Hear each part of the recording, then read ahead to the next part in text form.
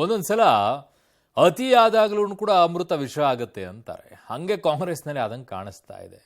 ಈಗ ಕಾಂಗ್ರೆಸ್ನಲ್ಲಿ 135-136 ಸೀಟುಗಳು ಪಡ್ಕೊಂಡಿರೋದೇ ಈಗ ಒಂದು ರೀತಿಯಾಗಿ ಕಾಂಗ್ರೆಸ್ಸಿಗೆ ಶಾಪ ಅನ್ನೋ ರೀತಿಯೆಲ್ಲ ಆಗೋಗ್ಬಿಟ್ಟಿದೆ. ಯಾಕೆ? ಜೊತೆಗೆ ಹಿರಿಯರು ಇರಬೇಕು, ಹಿರಿಯರು ಹೇಳಿದ್ದನ್ನು ಕೇಳಿಸ್ಕೊಳ್ಬೇಕು ಅನ್ನೋದಿದೆ. ಹಿರಿಯರು ಇರೋದು ಬಹಳ ದೊಡ್ಡ ಮಟ್ಟದಲ್ಲಿ ಶಾಪ ಆದಂಗೆ ಆಗ್ಬಿಟ್ಟಿದೆ. ಬಿಜೆಪಿಯಲ್ಲಿ ಹಿರಿಯರು ಇಲ್ಲದೆ ಇರುವಂಥದ್ದು ಶಾಪ ಹೇಗೋ ಹಾಗೆ ಇಲ್ಲಿ ಅತಿ ಹೆಚ್ಚು ಹಿರಿಯರಿರೋದು ಶಾಪ ಕಾಂಗ್ರೆಸ್ನಲ್ಲಿದೆ. ರಾಜ್ಯ ಕಾಂಗ್ರೆಸ್ನಲ್ಲಿ ಈಗ ಟಾಕ್ ವಾರ್ ನಿಲ್ತಾ ಇಲ್ಲ. ಹೈಕಮಾಂಡ್ ಅಷ್ಟೆಲ್ಲ ಎಚ್ಚರಿಕೆಯನ್ನು ಕೊಟ್ಟರೂ ಕೂಡ ಡೋಂಟ್ ಕೇರ್ ಅಂತ ಹೇಳ್ತಾ ಇದ್ದಾರೆ. ಬಾಯಿ ಮುಚ್ಕೊಂಡಿರಬೇಕು ಅಂತ ಮಲ್ಲಿಕಾರ್ಜುನ್ ಖರ್ಗೆ ಅವರು ಹೇಳಿದರು. ಅವ್ರು ಬಾಯಿ ಮುಚ್ಕೊಂಡಿರ್ತಿಲ್ಲ, ಅವ್ರು ಬಾಯಿ ತಕ್ಕೊಂಡೇ ಇದ್ದಾರೆ. ಯಾರವರು? ಒಬ್ಬೊಬ್ಬರು ಒಂದೊಂದು ಹೇಳಿಕೆ ಕೊಡ್ತಾ ಇದ್ದಾರೆ. ಸಿಎಂ ಹೆಸರು ದುರ್ಬಳಕೆ ಮಾಡಿಕೊಂಡಿಲ್ಲ ಹೇಳಿಕೆಯಿಂದ ಈಗ ರಾಡಿ ಎದ್ದು ಬಿಟ್ಟಿದೆ. ಈಗ ನೋಡಿ ಯಾವ್ಯಾವ ರೀತಿಯಾಗಿ ಹೇಳಿಕೆಗಳು ಬರ್ತಾ ಇವೆ ಅಂತ ಹೇಳಿ. ಕೆಪಿಸಿಸಿ ಅಧ್ಯಕ್ಷರ ಹೇಳಿಕೆಗೆ ಅವರದ್ದೇ ಶೈಲಿಯಲ್ಲಿ ಟಾಂಗ್ ಅನ್ನ ಕೊಡ್ತಾ ಇದ್ದಾರೆ ನಾಯಕರುಗಳು. ರಾಜಣ್ಣ ಅವರಂತೂ ಜೋರಾಗಿ ಆರ್ಭಟಿಸ್ತಾ ಇದ್ದಾರೆ. ಕೆಪಿಸಿಸಿ ಕಾರ್ಯಾಧ್ಯಕ್ಷರಿಗೆ 2 ಕೊಂಬಿದೆಯಾ ಅಂತೆಲ್ಲ ಪ್ರಶ್ನೆ ಕೇಳ್ಬಿಟ್ಟಿದ್ದಾರೆ. ಬಿಜೆಪಿಯಲ್ಲಿ ಯತ್ನಾಳ್ ಅವರ ಟಾಕ್ ಹೇಗಿದೆಯೋ ಹಾಗೆ ರಾಜಣ್ಣ ಅವರ ಟಾಕ್ ಕಾಂಗ್ರೆಸ್ನಲ್ಲಿ ಶುರುವಾಗಿದೆ. ದೀರ್ಘ ಮಾತು, ಪ್ರತಿ ಹೇಳಿಕೆಗೂ ಕೂಡ ರಾಜಣ್ಣ ಅವರು ತಿರುಗೇಟನ್ನು ಕೊಡ್ತಾ ಇದ್ದಾರೆ. ಶತಾಯಗತಾಯ ಹಿಟ್ ಅಂಡ್ ರನ್ ಅನ್ನೋ ರೀತಿಯಲ್ಲೇ ಆಗೋಗ್ಬಿಟ್ಟಿದೆ. ಯಾವುದೇ ಏನೇ ಪರಿಸ್ಥಿತಿ ಬರಲಿ ನಾವು ನಿಭಾಯಿಸೋಣ ಅನ್ನೋ ರೀತಿಯಲ್ಲಿ ನಿಂತಂಗೆ ಕಾಣಿಸ್ತಾ ಇದೆ ರಾಜಣ್ಣ ಅವರು. ಅದರ ವರದಿ ಇದೆ, ನೋಡ್ಕೊಂಡು ಬನ್ನಿ.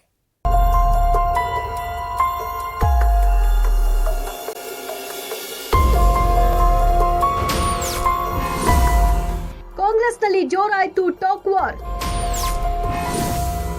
ಡಿಸಿಎಂ ವರ್ಸಸ್ ಸಚಿವ ಟಾಕ್ ಫೈಟ್. ಕಾಂಗ್ರೆಸ್ನಲ್ಲಿ ಕುರ್ಚಿ ಕಿತ್ತಾಟ ಜೋರಾಗ್ತಿದೆ. ಈ ಮಧ್ಯೆ ನಿನ್ನೆ ಡಿಸಿಎಂ ಡಿಕೆಶಿ ಕೊಟ್ಟ ಹೇಳಿಕೆ ಇಂದು ಕಾಂಗ್ರೆಸ್ ವಲಯದಲ್ಲಿ ಚರ್ಚಾ ವಸ್ತುವಾಗಿದೆ. ಸಿಎಂ ಹೆಸರು ದುರ್ಬಳಕೆ ಮಾಡಿಕೊಳ್ಳೋದು ಬೇಡ ಎಂಬ ಡಿಸಿಎಂ ಡಿಕೆ ಶಿವಕುಮಾರ್ ಹೇಳಿಕೆಗೆ ಇಂದು ಸಚಿವ ಕೆಎನ್ ರಾಜಣ್ಣ ತಿರುಗೇಟು ನೀಡಿದ್ದಾರೆ. ಸಿಎಂ ಹೆಸರು ದುರ್ಬಳಕೆ ಮಾಡಿಕೊಳ್ತಿದ್ದಾರೆ ಅನ್ನೋದು ಹೇಳಿಕೆ ಅಷ್ಟೇ, ಎಚ್ಚರಿಕೆ ಅಲ್ಲ. ಎಚ್ಚರಿಕೆ ಗಿಚ್ಚರಿಕೆ ಎಲ್ಲ ನಡೆಯಲ್ಲ, ಎಚ್ಚರಿಕೆಯನ್ನ ಯಾರು ಕೇಳ್ತಾರೆ ಅಂತ ಗುಡುಗಿದ್ದಾರೆ.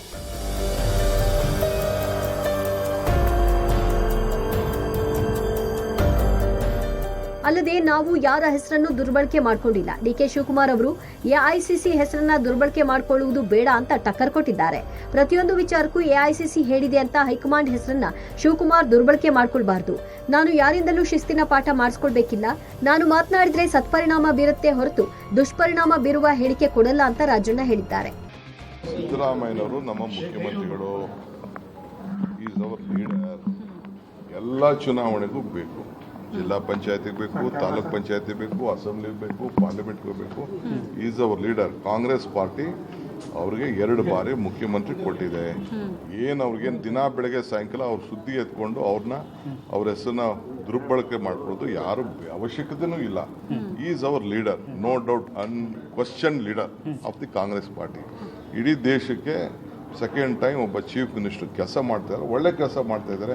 ಅದು ಬಿಟ್ಟು ನಿಮ್ಮ ಮಾಧ್ಯಮಕ್ಕೆ ಸುಮ್ಮನೆ ಹಾರ ಆಗಬಾರ್ದು ಅಂತ ನಾನು. ನಿಮಗೂ ಡಿ ಕೆ ಶಿವಕುಮಾರ್ ವೈಯಕ್ತಿಕವಾಗಿ ನನಗೆ ಡಿ ಕೆ ಶಿವಕುಮಾರ್ ಅವ್ರ ಮೇಲೆ ಯಾವುದೇ ರೀತಿಯ ಅಸಮಾಧಾನ ಇಲ್ಲ.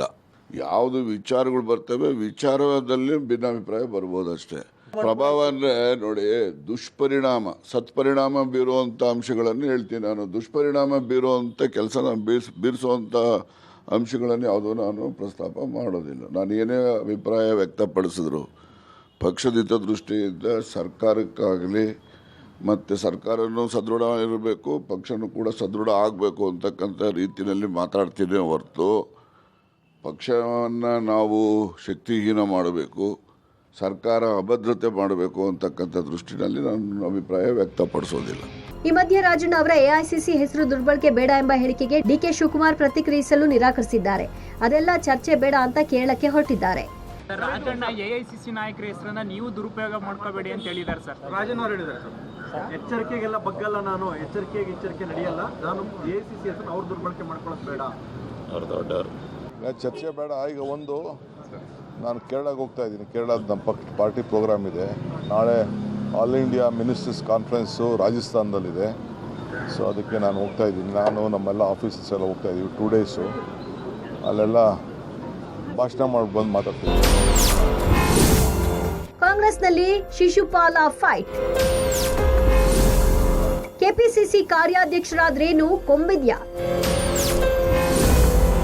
ಜಿಸಿ ಚಂದ್ರಶೇಖರ್ಗೆ ರಾಜಣ್ಣ ತಿರುಗೇಟು. ಇನ್ನು ನಿನ್ನೆಯಷ್ಟೇ ಕೆಪಿಸಿಸಿ ಕಾರ್ಯಾಧ್ಯಕ್ಷ ಜಿಸಿ ಚಂದ್ರಶೇಖರ್ ಕೊಟ್ಟ ಶಿಶುಪಾಲ ಹೇಳಿಕೆಗೆ ಸಚಿವ ರಾಜಣ್ಣ ಕಿಡಿಕಾರಿದ್ದಾರೆ. ನಮಗೆ ಎಚ್ಚರಿಕೆ ನೀಡಲು ಜಿಸಿ ಚಂದ್ರಶೇಖರ್ ಯಾರು? ಕೆಪಿಸಿಸಿ ಕಾರ್ಯಾಧ್ಯಕ್ಷರಾದ್ರೆ ಅವ್ರಿಗೇನ್ 2 ಕೊಂಬಿದ್ಯಾ?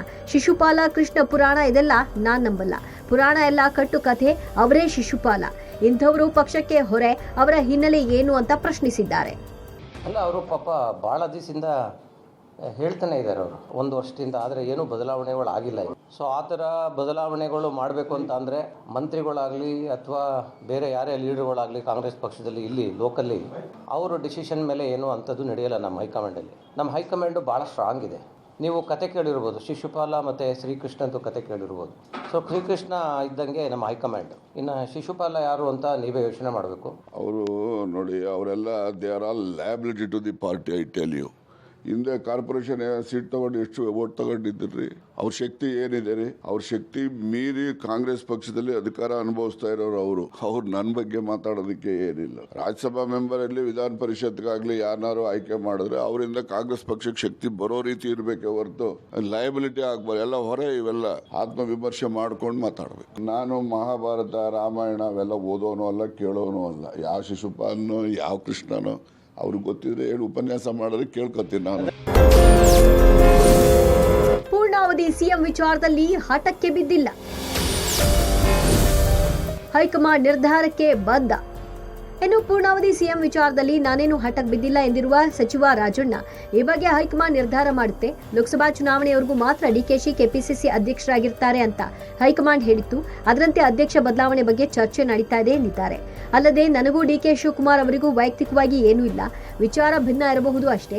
ವಿಧಾನಸೌಧಕ್ಕೆ ನಾನು ಒಂದು ರಸ್ತೆಯಲ್ಲಿ ಹೋಗೋಣ ಅಂದ್ರೆ ಅವರು ಒಂದು ರಸ್ತೆಯಲ್ಲಿ ಹೋಗೋಣ ಎನ್ನಬಹುದು. ನಾನು ಅವರು ಸಾಕಷ್ಟು ವರ್ಷದ ಸ್ನೇಹಿತರು, ಒಟ್ಟಿಗೆ ವಿದೇಶ ಪ್ರವಾಸ ಮಾಡಿದ್ದೇವೆ. ಅವರನ್ನ ಮನೆಗೆ ಒಂದು ದಿನ ಊಟಕ್ಕೆ ಕರಿತೇನೆ ಎಂದಿದ್ದಾರೆ. ವೈಯಕ್ತಿಕವಾಗಿ ನನಗೆ ಡಿ ಕೆ ಶಿವಕುಮಾರ್ ಅವ್ರ ಮೇಲೆ ಯಾವುದೇ ರೀತಿಯ ಅಸಮಾಧಾನ ಇಲ್ಲ.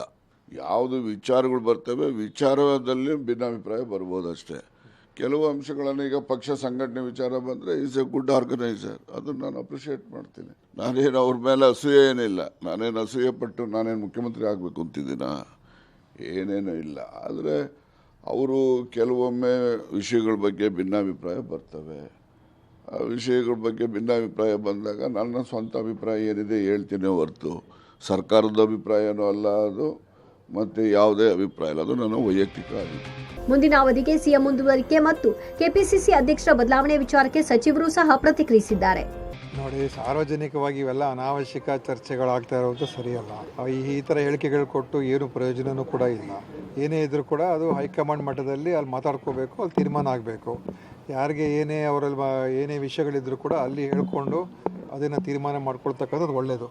ಸೊ ನನ್ನ ಅಭಿಪ್ರಾಯ, ಈ ಥರ ಹೇಳಿಕೆಗಳು ಕೊಡೋದನ್ನು ನಿಲ್ಲಿಸಬೇಕು. ಈಗಾಗಲೇ ಯಾರಿಗೆ ನಮ್ಮ ಆಲ್ ಇಂಡಿಯಾ ಅಧ್ಯಕ್ಷರು ಹೇಳಿದ್ದಾರೆ, ಯಾರೇ ಆಗಿರಲಿ ಈ ಥರ ಹೇಳಿಕೆಗಳೆಲ್ಲ ಕೊಡಬೇಡಿ ಅಂತ. ಅದನ್ನು ಕೇಳ್ಕೊಂಡಾದರೂ ಸ್ವಲ್ಪ ಶಿಸ್ತಿನಿಂದ ಇರಬೇಕಾಗ್ತದೆ ಎಲ್ಲರೂ. ಅದು ಓಕೆ, ಅದು ಅವ್ರಿಗೆ ಆಸೆ ಇದ್ದರೆ ಅದರೆಲ್ಲ ಏನು ತಪ್ಪೇನಿಲ್ಲ. ಅದೆಲ್ಲ ಅಂತಿಮವಾಗಿ ಪಕ್ಷ ಏನು ತೀರ್ಮಾನ ಮಾಡುತ್ತೆ ಎಲ್ಲರೂ ಒಪ್ಕೊಳ್ತಾರೆ. ಯಾರು ಇಲ್ಲ ಅಂತ ಹೇಳಿದ್ದಾರೆ, ಅವರೇ ಇದ್ದಾರಲ್ಲ, ಮುಂದೂ ಅವರು ಇರ್ಬೋದು, ಅದ್ರಾಗ ಏನು ತಪ್ಪಿದೆ, ಅವರೇ ಇರ್ತಾರೆ. ನೋಡಿ, ಈಗ ಸಿ ಎಂ ವಿಷಯ ಅದು ಇಲ್ಲಿ ನಾನು ಹೇಳತಕ್ಕಂಥ ಭವಿಷ್ಯ ನುಡಿತಕ್ಕಂಥ ಕೆಲಸ ಅಲ್ಲ. CLP ಮತ್ತು ಹೈಕಮಾಂಡ್ ನಿರ್ಣಯ ಮಾಡುತ್ತೆ. ಅದರಲ್ಲಿ 2 ಮಾತೇ ಇಲ್ಲ. ಈಗ ಅವರೇ ಪ್ರೆಸೆಂಟ್ ಸಿ ಎಂ ಇದ್ದಾರೆ, ಅವರೇ ಮುಂದುವರಿತಾರೆ. ನನ್ನ ಅನಿಸಿಕೆ ಏನಿಲ್ಲ, ಇಂಥವಕ್ಕೆಲ್ಲ ಏನೋ ಪರಿಹಾರ ಕಂಡುಹಿಡಿತಕ್ಕಂಥದ್ದು, ತೀರ್ಮಾನ ತೊಗೊಳ್ತಕ್ಕಂಥದ್ದು ಹೈಕಮಾಂಡ್ ಇದೆ. ಸೊ ಇವೆಲ್ಲ ಇಂಥವಕ್ಕೆ ಏನೇ ಡಿಫ್ರೆನ್ಸ್ಗಳು ಬಂದಾಗ, ನಮ್ಮಲ್ಲಿ ಭಿನ್ನಮತಗಳು ಬಂದಾಗ ಹೈಕಮಾಂಡೇ ಇದಕ್ಕೆ ಸೂಕ್ತವಾದಂಥ ನಮಗೆ ಮಾರ್ಗದರ್ಶನ ನೀಡ್ತದೆ. ನಾನೊಬ್ಬ ಕಾಂಗ್ರೆಸ್ಸಿನ ತಳಮಟ್ಟದ ಕಾರ್ಯಕರ್ತ ಅಂತಲೇ ಹೇಳ್ತಾ ಇರ್ತೀನಿ ಯಾವಾಗಲೂ. ನನ್ನ ಆಲೋಚನೆ ಮತ್ತು ನನ್ನ ಆಸೆ ಮತ್ತು ನಿರೀಕ್ಷೆ ಏನು ಅಂತಂದರೆ, ಇವತ್ತು ಕಷ್ಟಪಟ್ಕೊಂಡು ಸರ್ಕಾರವನ್ನು ತಂದಿರೋಂಥದ್ದು ಡಿ ಕೆ ಶಿವಕುಮಾರ್ ಸಾಹೇಬ್ ಮತ್ತು ಸಿದ್ದರಾಮಯ್ಯ ಸಾಹೇಬರು. ಇವತ್ತು ಯಾರ್ಯಾರು ಮಂತ್ರಿಗಳು ಜವಾಬ್ದಾರಿ ಕೊಟ್ಟಿರೋ ಅವ್ರವ್ರ ಕೆಲಸ ಮಾಡ್ಬೇಕನ್ನೋದು ನಮ್ಮೆಲ್ಲರ ಅಪೇಕ್ಷೆ. ಅದು ಬಿಟ್ಟು ಸುಮ್ಮನೆ ಬೇರೆದೆಲ್ಲ ಮಾತಾಡೋದು ಸೂಕ್ತ ಅಲ್ಲ ಅನ್ನೋದು ನನ್ನ ಭಾವನೆ. ಇನ್ನು ಕಾಂಗ್ರೆಸ್ನಲ್ಲಿ ಈಗ ಏಪ್ರಿಲ್ ವರ್ಸಸ್ ಡಿಸೆಂಬರ್ ವಾರ್ ನಡೀತಾ ಇದೆ. ಏಪ್ರಿಲ್ಗೆ ಪುನಾರಚನೆ ಪಟ್ಟು ಪವರ್ ಶೇರಿಂಗ್ ಎಸೆದು ಟೀಮ್ ಪೆಟ್ಟು ಎನ್ನುವಂತಾಗಿದೆ. ಆದರೆ ಸದ್ಯಕ್ಕೆ ಏನೂ ಬೇಡ, ಪವರ್ ಶೇರಿಂಗ್ ಡಿಸೈಡ್ ಬೇಡಿಯೇ ಎಲ್ಲ ಬದಲಾಗಲಿ, ಡಿಸೆಂಬರ್ನಲ್ಲಿ ಎಲ್ಲ ಬದಲಾಗಲಿ ಅಂತ ವಿರೋಧಿ ಬಣದ ಪಟ್ಟು ಹಿಡಿದಿದೆ. ಕಾಂಗ್ರೆಸ್ನಲ್ಲಿ ಡಿಸೆಂಬರ್ ವಾರ್, ಮಾರ್ಚ್ನಲ್ಲಿ ಬಜೆಟ್, ಏಪ್ರಿಲ್ನಲ್ಲೇ ಸಂಪುಟ ಪುನಾರಚನೆ, ಹಾಲಿ ಸಚಿವರಲ್ಲಿ 10ಕ್ಕೂ ಹೆಚ್ಚು ಜನರಿಗೆ ಕೋಕ್ಗೆ ತಂತ್ರ.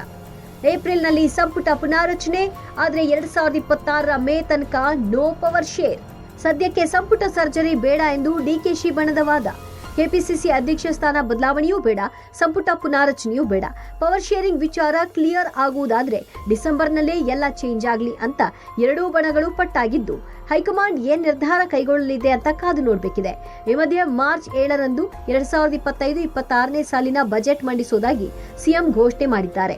ಶುಕ್ರವಾರ ಅಂದರೆ 7ನೇ ತಾರೀಕು ಶುಕ್ರವಾರ 25-26ನೇ ಸಾಲಿನ ಆಯವ್ಯಯ ಮುಂಗಡ ಪತ್ರವನ್ನು ಮಂಡಿಸ್ತೇನೆ. ಒಟ್ಟಾರೆ ಕಾಂಗ್ರೆಸ್ನಲ್ಲಿ ಹೈ ವಾರ್ನಿಂಗ್ ಬಳಿಕವೂ ಪವರ್ ಶೇರ್ ಬಗ್ಗೆ ಬಹಿರಂಗ ಹೇಳಿಕೆಯನ್ನ ನಾಯಕರು ನೀಡ್ತಾ ಇದ್ದು, ಹೈಕಮಾಂಡ್ ಯಾವ ನಿರ್ಧಾರ ಕೈಗೊಳ್ಳುತ್ತೆ ಅನ್ನೋದನ್ನ ಕಾದು ನೋಡಬೇಕು. News desk, public TV.